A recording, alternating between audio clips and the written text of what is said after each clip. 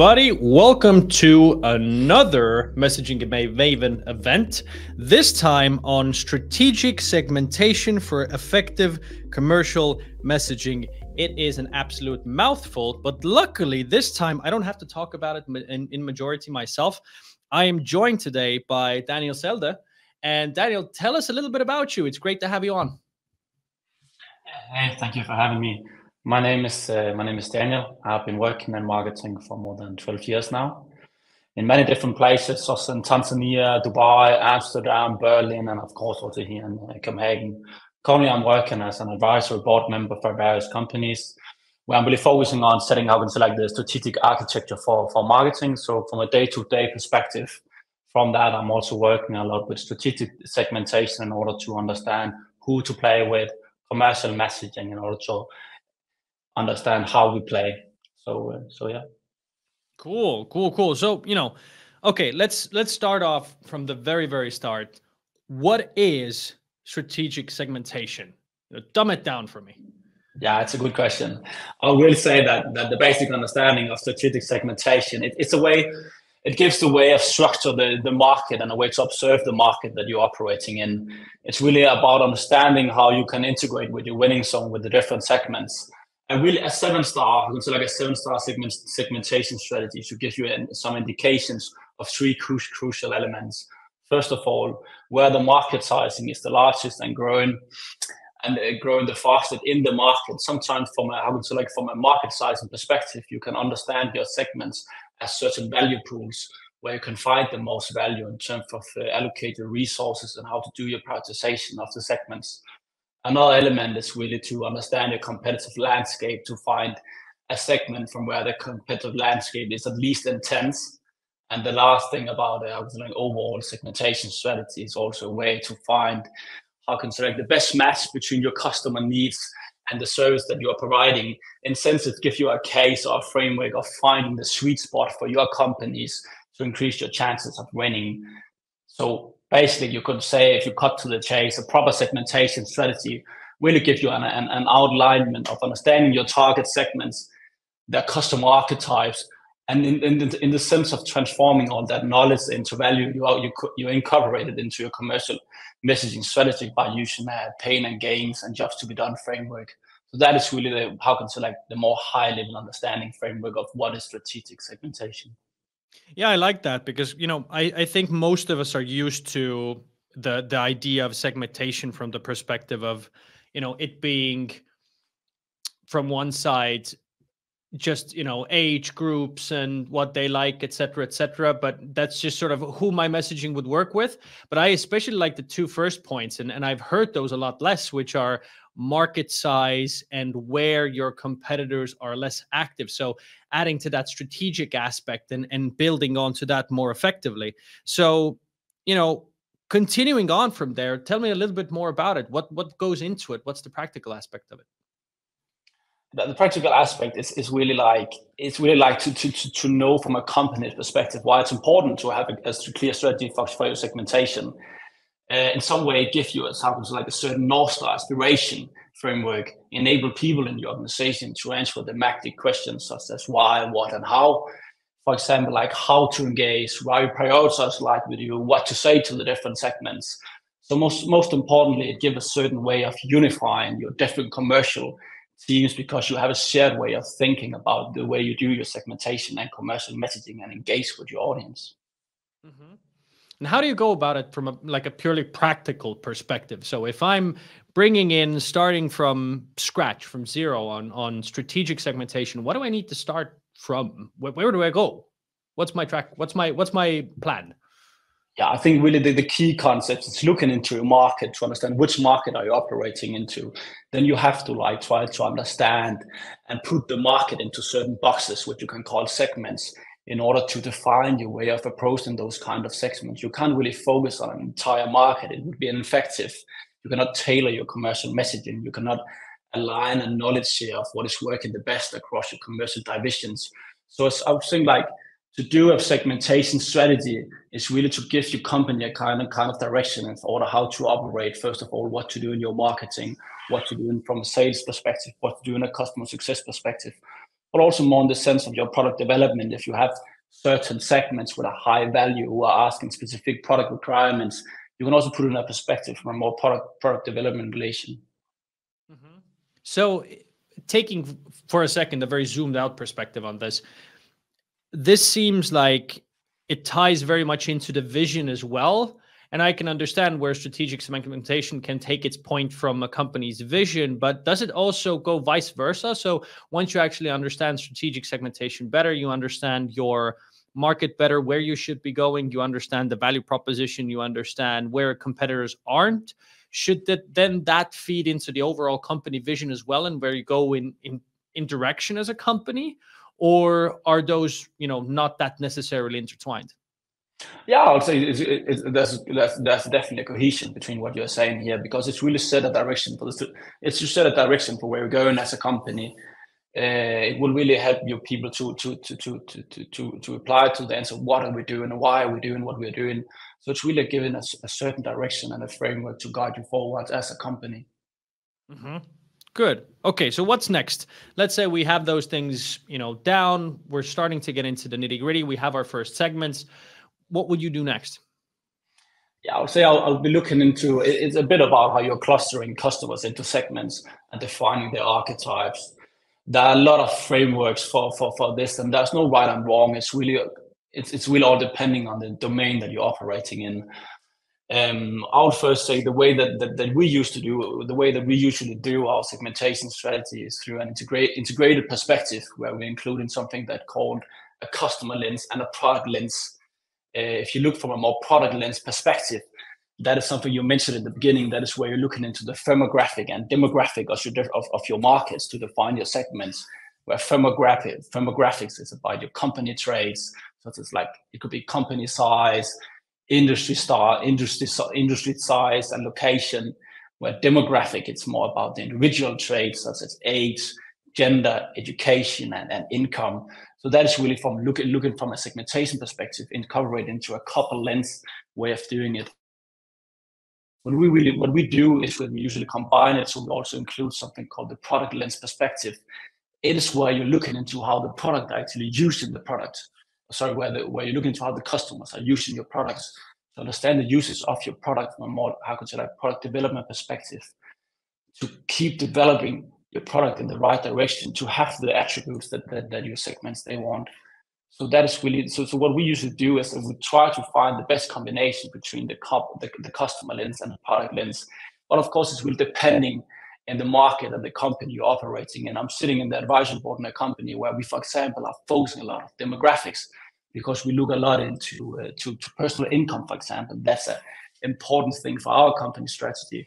Today, I'm sitting at a company called Contrive, where we're looking a lot into the market on the segmentation from a product lens, because we have a highly advanced product that has to be adapted to our customer needs. So it's really depending on which domain you're operating, when you have to find all this. What we usually do here is that we look into the archetypes. So you have, for example, a segment, and a segment will have different archetypes. The way we try to approach our segment is that we're looking for common trends among the decision makers for our products, for example, in order to be able to tailor our commercial messaging to find interest for those people. And the way we look into how to target and communicate with our archetypes is usually through a pain and a gain framework, to get us a better understanding of what are the pains, what are the gains, how do we cope into that with our communication, how do we synchronize that knowledge across the organization. So it's not just a thing that is happening in sales, it's also a thing that you're aware of in marketing, customer success, and product development. Okay, well, there's a lot to unpack in that. And one of the things that I immediately sort of started thinking about myself from our own business's perspective as well is that you talked about both the customer lens and the product lens and the balance between them. And then depending on where you are as a product, depending on how you function as a company, you'll be swinging a little bit one way, a little bit the other way, finding that balance point. How do you know which lens is more relevant to you in that context? Or are you more of a 50-50? How do you understand the practical aspect of understanding which perspective is most important for your business? Is there a way to go about that and finding the right archetypes to actually model based on that? Or how would you go about that? Yeah, it's a great question. Again, it's really about the balance and the domain you're operating in. That was why I made an example. I'm sitting in a company working with venture capital where we're focusing a lot about the customer lens, because we are targeting a certain amount of people with a very low, where we have done a market sizing where it's around 100,000 people, and what we're really focusing on the Danish market is their income. So we will definitely look from a customer lens, looking into demographic relations. And then here where I'm sitting today, for example, you really have to think about, is it a lot about the customers, or is it a lot about the product that you're offering? And from a contract perspective, it's a lot about understanding the product that we're offering, because that has to incorporate it into the digital landscape. So it's really about the point of view that you're having. But I think the best integrated strategy is a bit of both, actually. But of course, you have to choose between which one to mainly use. But again, it's really very much depending on the domain that you're operating in. Thinking about just this sort of strategy as a whole, and taking into consideration that, let's say you've found your lenses, you've found your positioning, you have your archetypes, etc. Is this something you consistently iterate? Is this something you set and forget for a year? How do you know to measure and to understand whether your segmentation is correct, whether your archetypes are right, whether your learnings are correct, your balance correct? How do you measure? How do you develop that?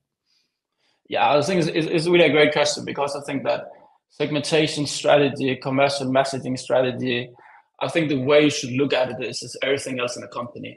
I think everything you do in a company should be part of a constant evolving part of a constant evolving journey, driven by the desire to do better. So you can always do your segmentation better. You can always try to understand your archetypes better, what commercial messaging is working, what is not working. But you still also have to remember that branding is sometimes based on consistency. So of course you can't change too much, but then yet again, it's really depending on which market you operated in. If you operate in a market that is highly static, you should not change your segmentation strategy too much. But let's say that you are in a very dynamic market, where there's a lot of new trends coming and going. You should do your best to have, of course, a very flexible segmentation strategy to adapt to those market changes. Okay, yeah, that makes sense. So you have to take into consideration not only, what your perspective is, but then also what the market is. And I assume you also need to take into consideration the competitive landscape as well. If you looked at it at the start, the positioning might change as soon as somebody else comes into the market. How do competitors play into that positioning as well? Let's say that, you find your niche, you are in a competitive landscape that is tilted in your favor. Let's say that there's not a lot of competitors there, the market fits good, everything else is good, but throughout your success you are going to start getting more competition. So how do you then deal from a strategic segmentation perspective with competition coming into your area? Yeah, I definitely get your questions. I think it's very much a point of understanding to the ability to meet customer needs versus your competitors' ability to meet customer needs. So it's really like to taking an outside in and taking an outside in perspective in order to understand your competitors' ability to meet the customer needs, but also benchmark it towards your own ability to meet customer needs.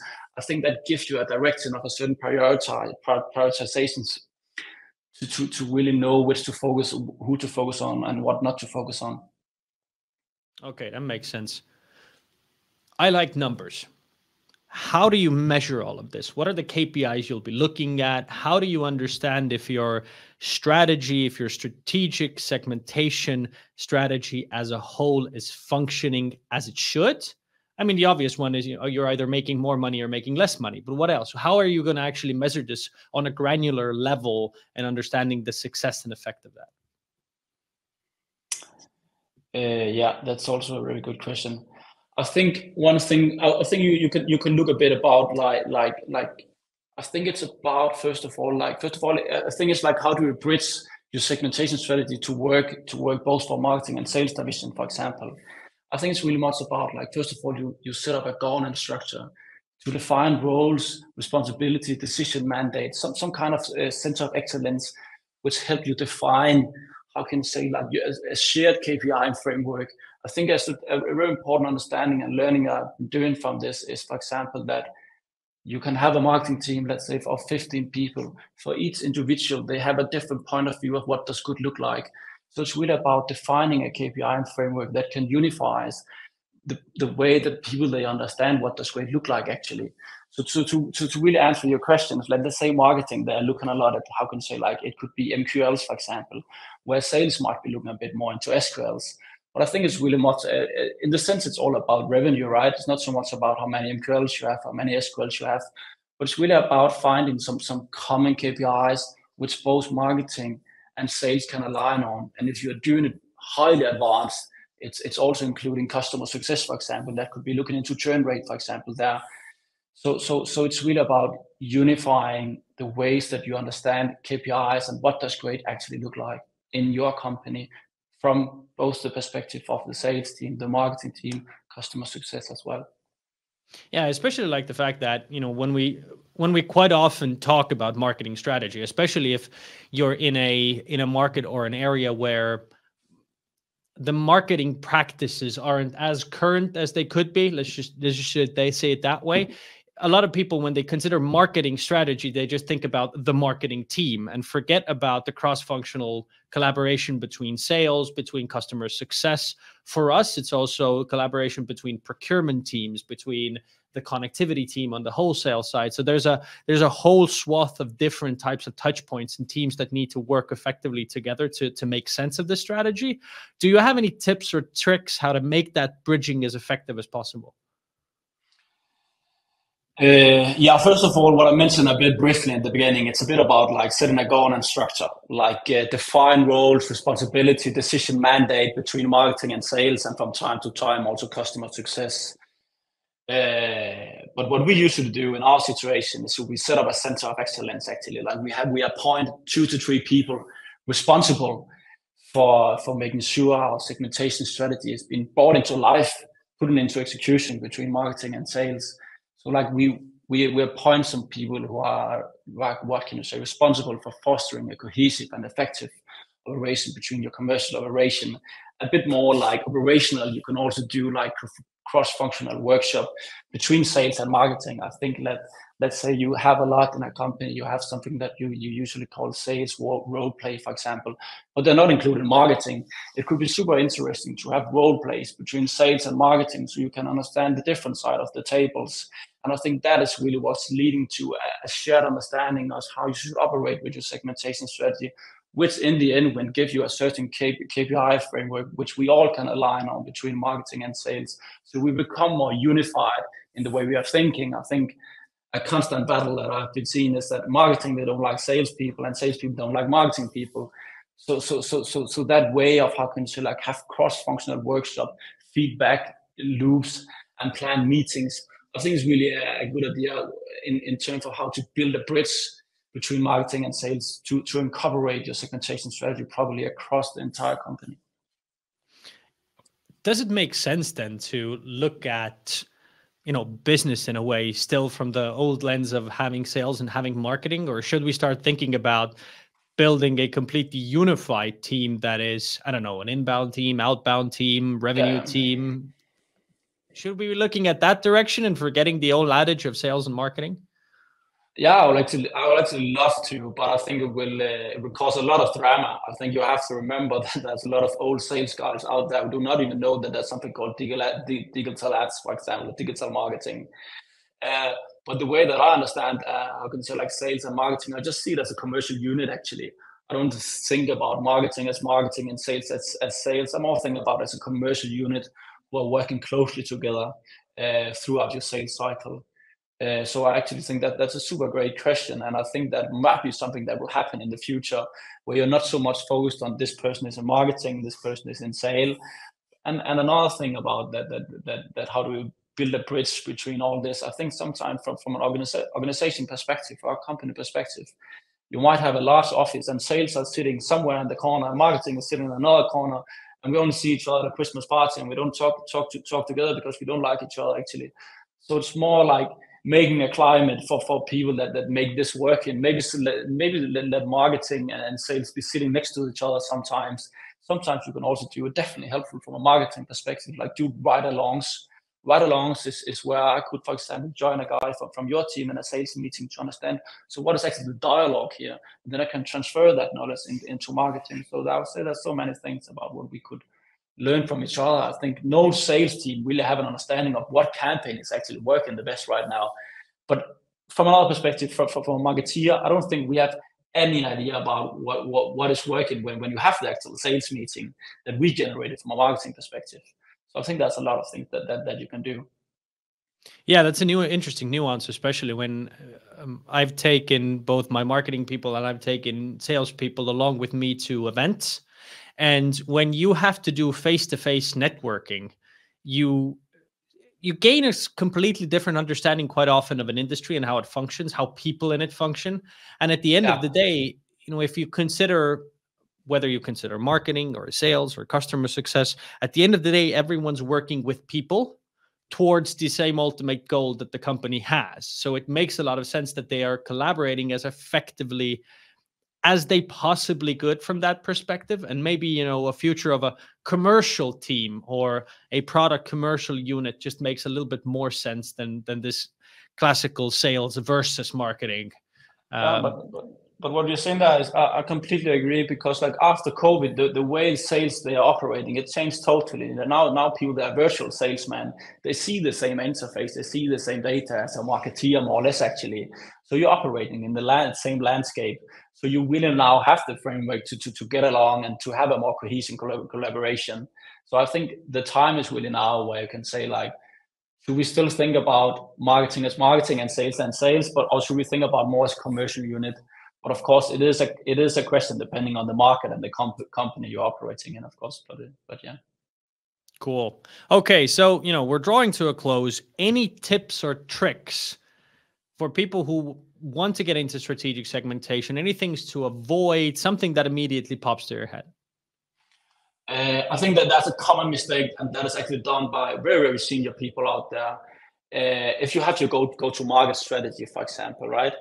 Segmentation strategy is a key part of your overall go-to-market strategy. What I often see among very big companies actually is that you tend to do your market sizing of a market, and then you do your segmentation strategy. Instead, you should do your segmentations, and then you should do your market sizing based on those segments. It's a common misunderstanding about a lot of people. I think that's a huge mistake that I see quite often. The biggest one is probably the gap about strategic segmentation analysis and then actual executions, like bringing it to life. Because I think, for example, at Messente, I think a person like you, for example, of course, you are defining the strategy, but the people who are actually supposed to be executing on this strategy, they are not part of those kind of strategic meetings. So they know what they're doing, but often they don't know why they're doing it. So the gap between like strategic, doing something from a strategic perspective and a more from bringing it to life among people, I think that's a common mistake. A mistake that I'm personally doing a lot is that I'm usually overemphasizing my segmentation strategy. So I end up with too many segments, and it's get too complicated to incorporate into your company. It gets super annoying. But you want to turn it around actually. If you happen to like fail to look into the similarities that are among segments, you might end up with too few segments, and then your tailored commercial messaging is not good enough. So it is really a balance that requires a lot of experience. Yeah, I like the fact of not including the idea of not including people who are kind of, and I like military analogies, the boots on the ground, and you don't incorporate their knowledge into the strategic vision. And it's vice versa as well, because when you don't include them into the strategic conversations, your strategy is also going to be poor, because the generals very rarely understand the conditions on the ground, and because of that make erroneous decisions that affect global and overall strategy as well, because they simply don't understand how a certain part of that business is currently functioning. You think, this is what we need, this is our strategy, et cetera, but if you don't incorporate the realities from on the ground, you're not going to reach success anyway. So, I guess the analogy that you brought, especially, I think, is the bigger the company that grows, the more layers you get, the more relevant that becomes. And that's why big companies end up with really vague visions, global strategies, with very little input into the actual groundwork that goes into the day-to-day stuff as well. Yeah, I totally agree. I think it's also a concept of thinking that I think you for sure you have a clear segmentation strategy for how Messente should be operating, but it's in your head sometimes. You need to bring it alive to the front line, as you say, to people on the ground. And for me, that's super difficult. But it's something that if you are aware of it, is of course it's the first step in going in the right direction. Yeah, makes sense. Okay, let's move on to some questions as well. Let's see if we have some interesting ones from the audience. Aha, here we go. So great discussion today. Thank you. How do you ensure that your messaging resonates with the pain points and needs of your target customer? What do you think? Yeah, I think it's. Can I see the question again? Here's 2 seconds. Yeah, I think it's really about understanding your archetypes.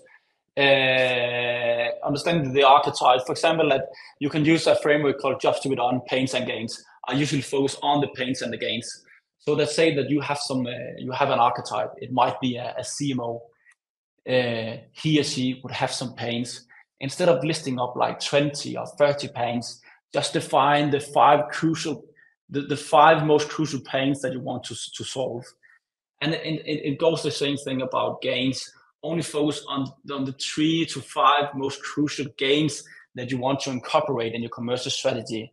For example, so it's really about thinking that, let's say that that you have an archetype, which could be a CMO, a classic CMO, for example. He has a pain that might be a negative brand reputation. So the way that you incorporate that into your commercial strategy is that you want to resolve that with your product. You can also turn it around and say he or she has some gains as well from a CMO perspective. It might be a great conversion rate.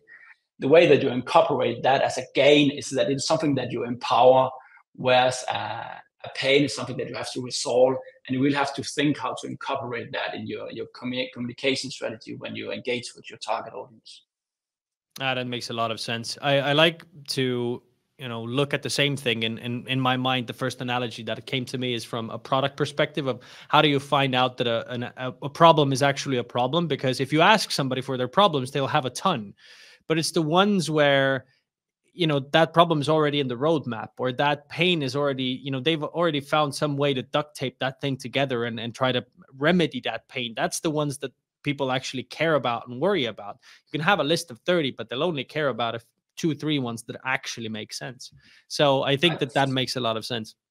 I think it's a super great question, because how do you decide which commercial message is effective or ineffective? Actually, the way I see it, it's usually done through 3 phases, where you have a pre-phase, you have a middle phase, and a post-phase.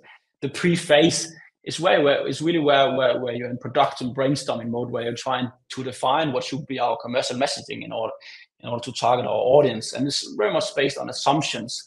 But you can do something like primary research and secondary research. The difference between those are, for example, primary research is that you try to gather information from your key customers, or you do the ride-along thing that I've spoken about in the beginning, where you're trying to, as a marketeer, join sales meeting, for example, look into secondary research. It could be information collected by others, case studies, who's been doing the same within your industry.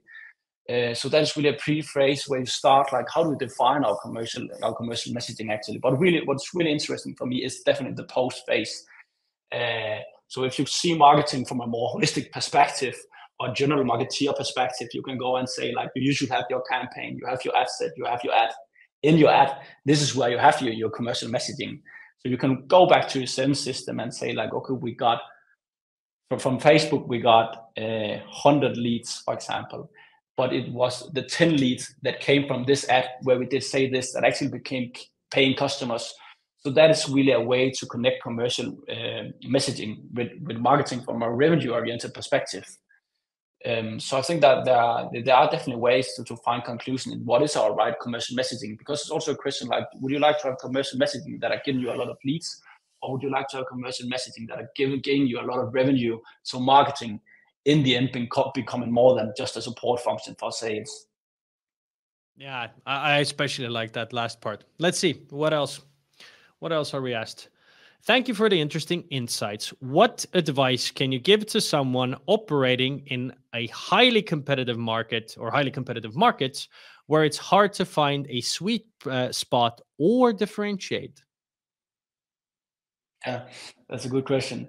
First of all, again, you're in a highly competitive market. We are talking about that in the beginning regarding like finding segment where the competition is less extreme. But of course, it's easy to me to say that. So regarding finding your sweet spot and to find a way to stand out from the competition, I would definitely say that the sweet spot is highly depending on something called the prioritization matrix, where you're matching your marketing attractiveness, the competitors, and your own strengths to be aware of them in the way you communicate to your market. But then again, I would say a lot of people, they're really using the customer lens when they're doing their segmentation. In order to stand out for your competitors, you should maybe, of course, it's depending on which domain you're operating in. But I see it's a good thing that people, they start using the product lens a bit more to have a more product-led growth strategy. To start understanding how are people actually using our product instead of looking as customers under the level as firmographic and demographics, but instead looking a bit more in a perspective from actual usage of your product and services. Yeah, that makes a lot of sense as well, especially thinking about not who the people are who buy, but rather what they do with your products and what's their use case, how they actually get the value rather than just what you think that value is. Yeah, definitely. I think that is that is a crucial way to approach the segmentation. Cool. Let's take two more questions.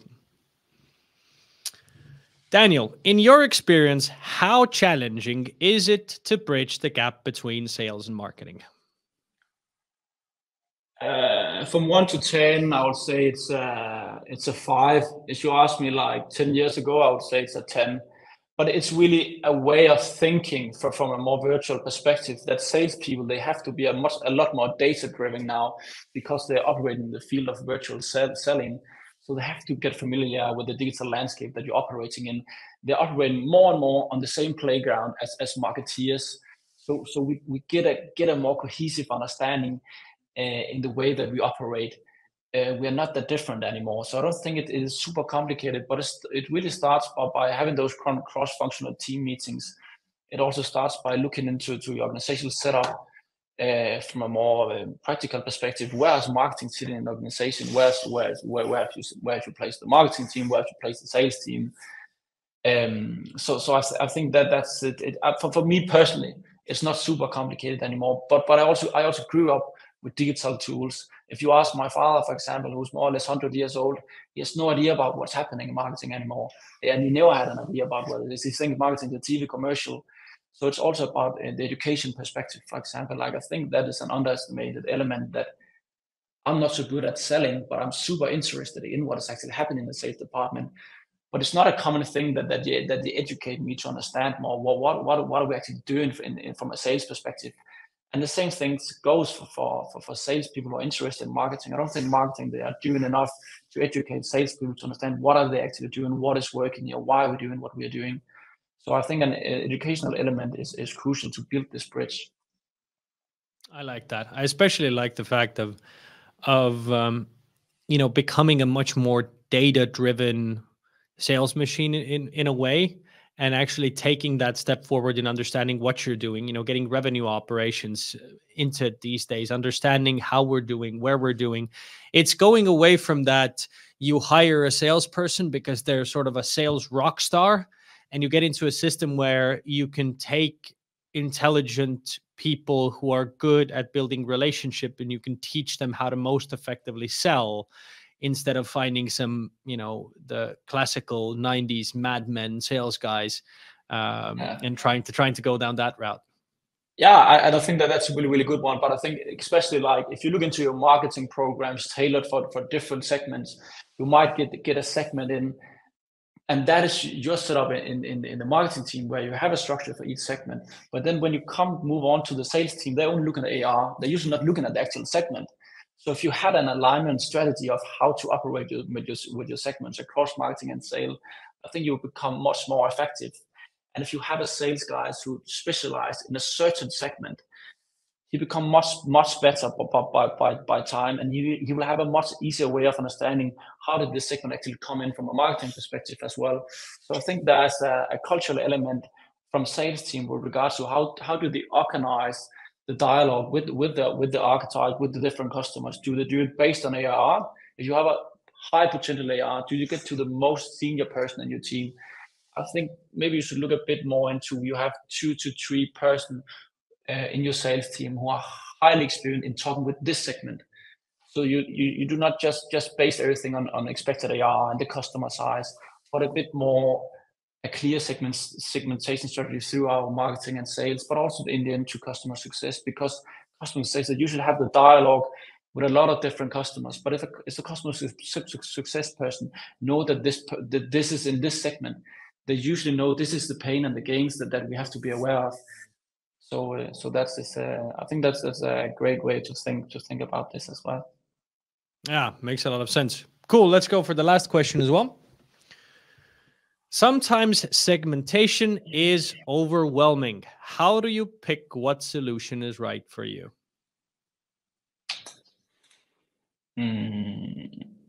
But it's really depending on the domain you're operating in and the people that you have in your team. Usually I've been sitting in companies where I want to succeed with this kind of segmentation strategy that is super advanced, but it's not so much about me, it's about the entire team.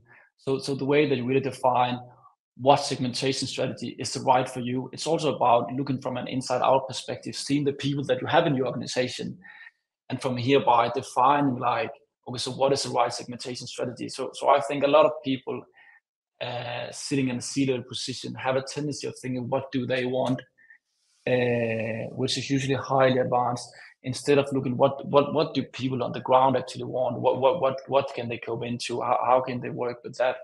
So I'm defining the right segmentation strategy. What is the right segmentation strategy for you? It's about looking into to the people that you have in your company, of course, but also like, what are your vision? What are your goals? Do you have a segmentation strategy that matches your vision? Otherwise, you're going in the wrong direction.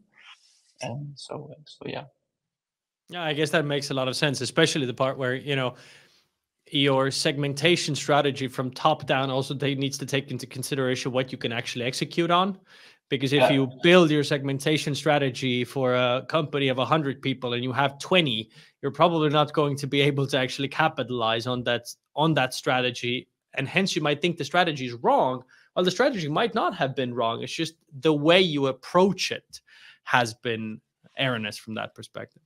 Yeah, I totally agree. I have a lot of segmentation strategies, super advanced. They look super nice, but they're only in my PowerPoint because we never managed to implement it into people on the ground, actually. So yeah, I really think it's like take 2 steps backwards, looking into your organizations. What are your goals? What are your visions? Who are your customers? Before you really start defining something out of this world. Because I would say, as again, it comes back to the question that you could do a segmentation strategy to a certain level. When you have achieved that, when it's brought to life into your organization, you can take the next step and the next step. That was also why I mentioned that segmentation strategy is more a constant evolving journey with the desire to always do better, but you have to do it in the right pace, of course. Otherwise, you'll not be succeeding. Makes a lot of sense. Coolio. Thank you, Daniel. I mean, we've had a really good conversation. We've blown through 40 minutes of time in moments, for me at least. I want to thank you for coming on. It's been an absolute blast. And I want to thank everybody else for watching as well. I hope we have more events like this with you as well, with more topics. I know that you have an absolute wealth of knowledge. So we'll have to come back to picking your brain a few more times, I think. But thank you for being here, man. Thank you so much for the kind words and your time. Awesome. And everybody else at the Maven as well, thank you for joining us, and I'll see you next time. Have a nice evening.